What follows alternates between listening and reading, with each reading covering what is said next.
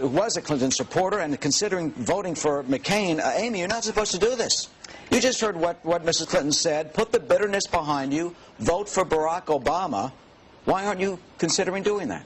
Well, for me personally, this was a big week of loss, not only seeing the candidate of my lifetime suspend her campaign, but as well to see the Democratic Party, which for me is so much of who I am, really abandon what I feel are the core values that our party is based on. Well, how did they do that? Well, I was brought up to believe that the Democratic Party stood for helping those less fortunate and equality. And the issues may change decade to decade and campaign to campaign, but as long as we stick with those core values, the Democratic Party gets to where we should be. But Barack Obama is dealing with equality and dealing with some of these same tenets of the Democratic Party. Well, let's talk about that. I think as relates to equality, and actually one of your commentators, Juan Williams, had a great article about that this week. I think as relates to race, that has been used probably to the disadvantage of our party, because we're going to be sending in a candidate that was not vetted, that went through the primary season without a single idea, but our party liked the idea of him, whereas our candidate, who I thought was more qualified, who for many people in this country felt was a candidate whose time was really here, they allowed overt sexism repeatedly to happen in the campaign, and nobody... Well, that, as you saw, was approved by Barack Obama, and the campaign is standing behind it. They say it's about the economy. Joining me now, Amy Siskind, co-founder of the women's rights group called The New Agenda. She is also a Hillary Clinton supporter and now an undecided voter. Hi, Amy. Thank you for having me. Yeah, it's a pleasure to have you. So you're a lifelong Democrat. Yes. You don't like this ad one bit. Let me ask you, though, why you think it's sexist. Well, it's subtle, the same way as many of the attacks on Hillary were subtle. And you have to look at it not in a vacuum, but in a bigger sense of what's been done to Sarah Palin throughout the time that she's been on the campaign trail. It's basically been a smear job on this woman.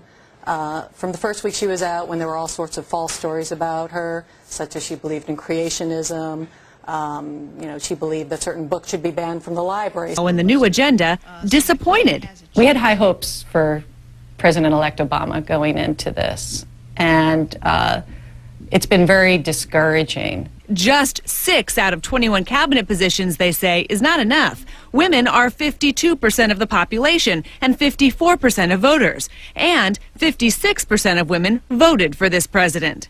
We're clearly not getting the respect or the amount of power that the women in this country deserve. And it just shows you that Obama does not take this constituency very seriously.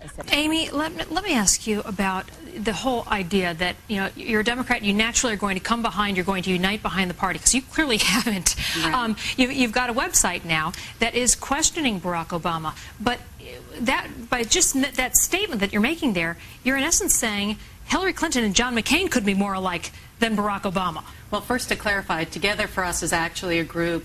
We started with 40 founding members a few weeks ago, and the commonality is we all love Hillary and we want to protect her legacy.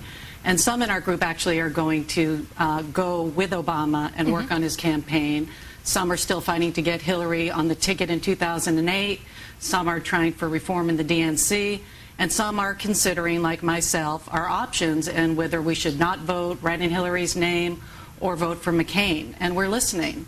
So that's the commonality. Is the idea that if you, by withholding your support, even now, you may be able to force things on perhaps the platform or force Senator Obama to modify his stance on certain issues? Well, there's protecting the parts of Hillary's platform we can, but then there's other things that are just been downright disrespectful to Hillary, such as what happened with Patty Solis Doyle, which for many of us was just outrageous. But then certain other things like respecting Hillary and giving her a right to speak at the convention, having her name be spoken at the roll call. The woman had over 50% of the voters. She had 18 million votes, and she deserves to have the respect of our party and of Senator Obama. All right.